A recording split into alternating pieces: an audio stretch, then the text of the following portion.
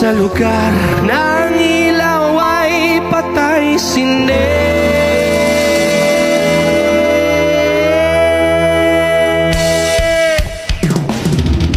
Simulan natin ang istorya. Ako'y kanyang matalik na kaibigan. Ernesto ang aking pangalan. Kwentong dapat niyong malaman. Huwag lang magbulag-bulagan. Bakit ang nais natin ay malaman ang baho ng iba? Pagbibigyan kita.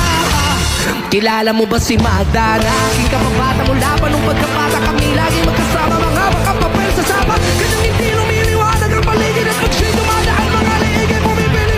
Bumutang ganda noong siya ay nagtalaga.